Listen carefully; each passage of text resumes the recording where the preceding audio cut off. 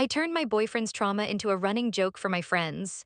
Now my life is just silence and his ghost on Instagram. It's the silence that gets you. It's so loud, you know. Nico's side of the closet is gaping open, like a mouth that has nothing left to say. There are just a few wire hangers left, hanging there all crooked and lonely. Sometimes, if I stand really still, I swear I can still smell his aftershave on the air, that clean, peppery scent he always wore. But it's fading. I know it is. I'm not crying, by the way. I feel like I should be like having a total meltdown, but there's just nothing, just this hollow feeling. I just sit here, staring at my phone at the screenshot I took of his last text. 3 words, I am done. It's like a permanent, unskippable ad that's taken over my brain. I am done. The crazy thing is, it was all so good at the start, so easy. Nico wasn't like the guys I usually dated.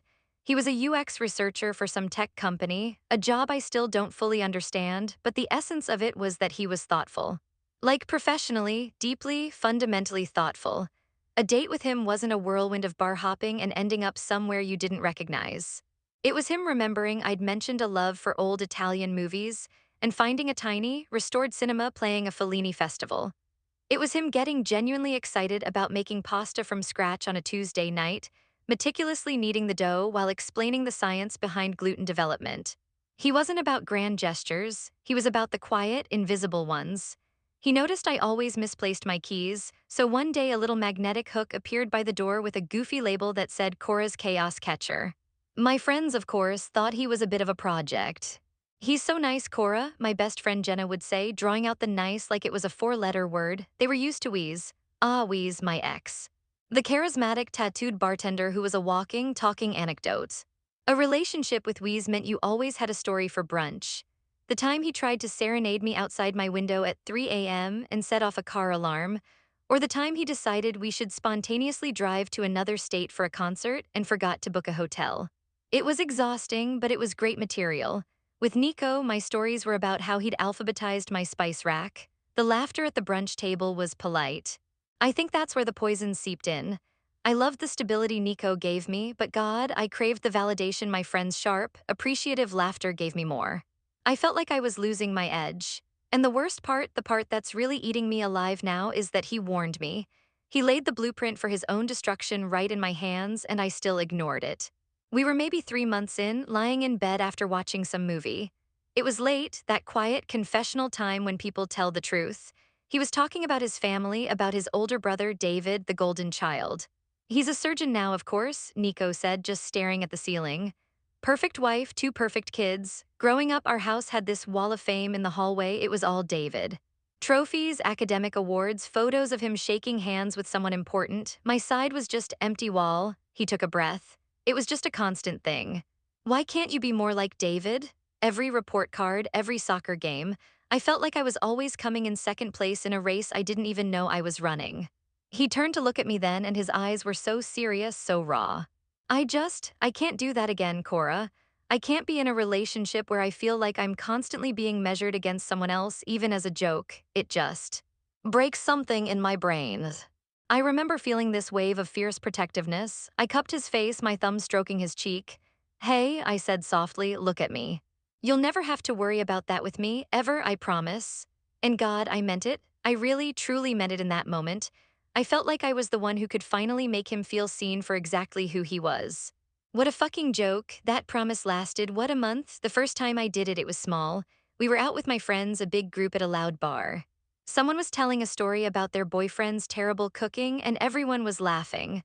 I felt that familiar itch, that need to contribute something witty to hold the floor. So I chimed in, oh my God, that's nothing. You should see Nico's travel planning. The man makes a multi-tab spreadsheet for a weekend trip. Weez, my ex, once decided we were going to Mexico with about 2 hours' notice and just threw a passport in his back pocket. It was chaos, but honestly kind of thrilling, right? A ripple of laughter went around the table. It was exactly what I wanted. A hit of adrenaline, it was validation. I glanced at Nico. He was smiling, but it didn't quite reach his eyes. He just took a sip of his beer and said, well, at least we didn't forget our hotel booking. It was light, but I should have seen it then. The little flinch, but I didn't. All I saw was the appreciative look from Jenna, like, see, you've still got it. It felt good. It felt like I was still the fun, unpredictable Cora, not the girl who was dating a guy who alphabetized his spice rack. So I kept doing it. It became my go-to party trick, my little shtick, the tale of two boyfriends. It was never mean, that's what I told myself. It was just observational humor. A few weeks later, another dinner. Nico's idea of a wild night is finding a new true crime documentary on Netflix, I announced. We's once convinced a bouncer we were with the band and we ended up on stage during a sound check. We almost got arrested. More laughter. This time I saw Nico's hand tighten around his water glass just for a second. A tiny muscle in his jaw twitched. He just gave this tight little smile and said, "Sounds loud." It got worse. For my birthday, Nico spent weeks tracking down a first edition copy of my favorite childhood book. It was incredibly thoughtful, the kind of gift that shows someone is really listening. But when Jenna asked what he got me, I rolled my eyes theatrically and said, "Oh, a book." It was really sweet. We's once stole a no parking sign for me from outside my old apartment because I was always complaining about tickets. So romantic, right? The sarcasm was thick and my friends howled. Nico was in the other room, but I know he heard me. It became a routine, a performance. My friends started to expect it, even prompt it. "What's the Nico versus we's take on this, Cora?" And I'd always deliver. Each time I'd get my hit of validation. I was the cool girl who had tamed the wild one and was now enjoying the comforts of the stable one. I was in control. There were times, late at night, on the drive home from one of these dinners, the silence in the car would be so thick I could feel it pressing on my ears. He'd just stare out the passenger window, the city lights flashing across his face, and I'd get this little knot in my stomach. A tiny voice would whisper maybe that was too far. But I'd crush it down. "He's just tired," I'd tell myself. "He's not a big talker after a night out." I was so busy performing for my friends that I completely stopped paying attention to the man sitting right next to me. I wasn't just ignoring the warning signs, I was painting over them with my own bullshit narrative. I told myself he was the good sport boyfriend. God, the arrogance of that. I wasn't seeing a person, I was seeing a caricature I'd created, a prop for my stand-up routine. And I was killing him joke by joke without even realizing I was holding the knife. The final nail in the coffin was my birthday party. Of course it was. My parties are always a production. I'd booked the back room of a trendy cocktail bar, the kind with exposed brick and Edison bulbs, and everyone was there, all the friends I'd been performing for all year. Nico had been amazing all day. He'd handled the logistics, charmed my parents when they called, and had even baked the cake himself. A ridiculously complex lemon and olive oil cake he knew was my favorite. He was standing beside me, his arm around my waist, looking handsome and solid in a dark green shirt I loved. For a moment, watching him laugh with my friends, everything felt perfect. I felt proud, then the drinks started flowing and the stories started getting louder, more exaggerated. My friend Liam, who's always been the loudest, raised his glass. "A toast to Cora," he shouted, "and to Nico for being brave enough to date a woman who used to follow a jam band across 3 states in a beat-up van." Everyone laughed and Nico smiled politely, that tight smile I was getting so used to. "It's been an education," he said, trying to play along. He was being a good sport. He was always a good sport. That's when I saw my opening. The spotlight was on us. It was my birthday. I was the star. I needed a punchline. I took a big sip of my Prosecco, feeling the bubbles go to my head, and I leaned into the center of the table, a conspiratorial grin on my face. "Oh, please," I said, my voice dripping with performative condescension. Nico's life needed a little excitement. Honestly, I'm basically saving him from a future of sensible sweaters and missionary sex. The table erupted. It was a huge laugh, exactly what I'd been aiming for. It was sharp, a little cruel, and it made me feel powerful, but I wasn't done. I was on a roll, high on the attention. I continued, looking directly at Liam, "We's once got us backstage at a music festival by pretending to be the drummer's long-lost cousin. It was the biggest rush. The biggest surprise Nico's given me lately is figuring out how to optimize my phone's battery life."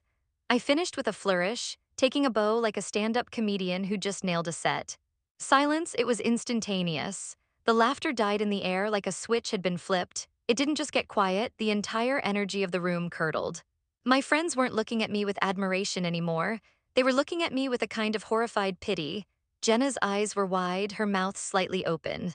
Liam was suddenly fascinated by a spot on his glass. Their smiles were frozen, awkward masks, and then I looked at Nico. It wasn't anger on his face, it wasn't sadness, it was nothing. It was the look of a circuit breaker flipping off. The light in his eyes just went out, like someone had reached inside him and unscrewed the bulb. It was the most terrifying emptiness I'd ever seen. He slowly, deliberately took his arm from around my waist. His touch turned from warm to cold in a split second. He didn't say a word, he didn't look at me. He just picked up his jacket from the back of his chair, gave a small, almost imperceptible nod to the table, a gesture of politeness that was somehow more chilling than a scream, and walked out of the bar. I just stood there, my stupid, triumphant smile still plastered on my face, watching him go. The silence he left behind was louder than any screaming match could ever be.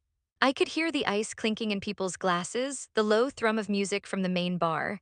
Every sound was amplified. I had finally landed the killing blow, and I'd done it in front of a live studio audience. The car ride home was a vacuum. I drove because he had left his keys on the counter, a small, final act of consideration that felt like a slap. He just sat in the passenger seat, staring out the window, his face a perfect, unreadable mask.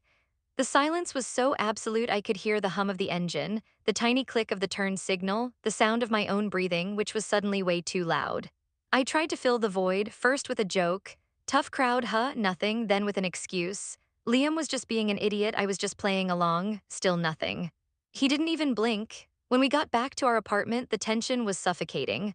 I followed him inside, my heart starting to pound a frantic, heavy rhythm against my ribs. Nico, come on, talk to me, I pleaded, my voice sounding thin and pathetic in the quiet room.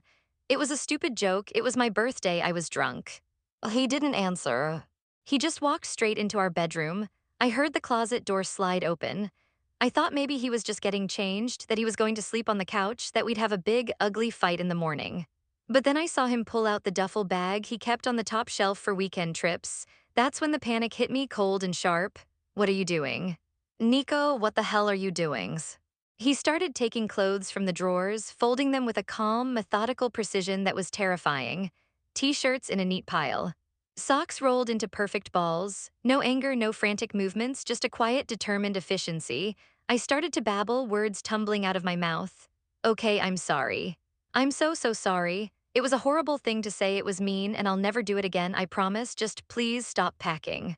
He finally stopped. He turned to face me, and his eyes, God, his eyes were just empty.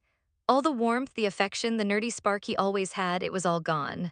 There was just a flat, gray exhaustion. Cora, he said, and his voice was completely level, no emotion. I told you my one rule, my one thing, not as a joke. I told you something that was a real, deep wound for me. He gestured vaguely towards the living room, and you didn't just cross the line. You built a stage on it, invited an audience, and did a comedy routine for them. He shook his head, a tiny, final gesture of disbelief. I'm not your punchline. He zipped the bag shut. It was the loudest sound I'd ever heard. He walked past me, didn't even brush my shoulder, and headed for the door. I grabbed his arm. Don't do this, I whispered, and now I was crying, please. He looked down at my hand on his arm and then back at my face. I am done, he said, and then he was gone. The door clicked shut behind him. A few minutes later, my phone buzzed on the counter. A notification from Instagram, a notification from my messaging app. I unlocked it, he had blocked me. On everything, instantly, it was a clean, cold, digital amputation. The next few days were a blur of pathetic, frantic energy. The first morning, I woke up thinking it was a nightmare, a horrible, drunken dream. But the empty space in the bed next to me was real. The missing toothbrush from the holder was real, the silence was real. My first instinct was pure, unadulterated panic. I had to fix it. I called him straight to voicemail. I texted him a novel, a rambling, desperate mess of apologies, excuses, and promises. No reply. The single blue checkmark on WhatsApp just sat there mocking me. I told myself he just needed space. He'd cool down, and then he'd see how sorry I was. By day 2, the panic started to curdle into a desperate need for an intermediary. I called Jenna. She picked up on the 5th ring, her voice wary. Hey, she said cautiously. Jenna, thank God, I started, the words spilling out. Have you heard from Nico? Can you please talk to him for me? Just tell him I'm a mess, tell him I'm the biggest idiot on the planet, just tell him to call me. There was a long pause on the other end of the lines. Cora, she started, and I could hear the discomfort in her voice. I don't think that's a good idea. To be honest, that joke the other night it was really rough. My stomach dropped. It was a joke, you guys were all laughing. We were laughing at first, she corrected, her voice gentle but firm. And then it just got mean, it was uncomfortable for everyone. I think you should probably just give him some space. I tried Liam next, he was even worse, he was so awkward he could barely form a sentence. Yeah, hey Cora. Look man, I don't want to get in the middle of this. It's between you two, you know. he mumbled before making a lame excuse about a meeting and hanging up. That's when I started to realize it. The audience I had worked so hard to entertain, they were gone. The laughter I had chased so desperately had evaporated, and in its place was just this awkward distancing. They weren't taking sides, not really. They were just backing away slowly like you would from a car wreck. They didn't want to be associated with the fallout. The text to my group chat went unanswered for hours. Plans we'd made were vaguely canceled. I was suddenly toxic. I had spent months turning my relationship into a performance for these people. I had treated my boyfriend's deepest insecurity as fodder for their amusement, and when the performance ended in disaster, they didn't applaud. They just quietly filed out of the theater, leaving me alone on the stage with the wreckage. I wasn't the witty, cool girl anymore. I was just the cruel one, the clown. A month has passed. The frantic energy is gone, burned out. Now there's just this dull, heavy quiet. I don't try to call him anymore. I don't send texts into the digital void. The apartment is clean, my work is getting done, I'm even eating. From the outside, I probably look fine. But my real life, my secret life, begins after midnight. That's when I pull out my laptop and log into the fake Instagram account I made. The one with a generic flower profile picture and 0 posts. My thumb hovers over the search bar, but I don't even need to type his name. His profile is the first one that pops up in my recent searches. Nico Pirossi, click, nothing. His page is the same as it was the day he left. The last photo is still the one we took on that trip to the coast, the one where he's laughing, squinting into the sun, and my arm is slung around his neck. It's a ghost. A digital tombstone of a life that doesn't exist anymore. I know it's insane, but I refresh. And refresh again, maybe this time, maybe he'll post a story. Maybe he'll change his profile picture. Maybe there will be a sign, but there's never a sign, so I move on to the next stage of my nightly ritual. I become a detective. I go to his friends' pages. I scan every new photo they post. A group shot at a bar, I zoom in on every face in the background, my heart pounding, looking for his familiar smile. A picture from a weekend hike, I analyze the scenery, trying to remember if it's a place he ever mentioned. It's pathetic. I'm a ghost haunting the edges of a life I was kicked out of. Last night was the worst. His brother, David, the perfect surgeon brother, posted a photo. It was a family dinner, and there at the end of the table was Nico. He was holding a glass of wine, smiling at something his niece was showing him on a phone. He looked okay. He looked normal. He looked like a man whose life hadn't been completely shattered. And that, more than anything, is what kills me. He's moving on. And I'm just stuck here in this silent apartment, refreshing a dead page, staring at a life I torched for a few cheap laughs.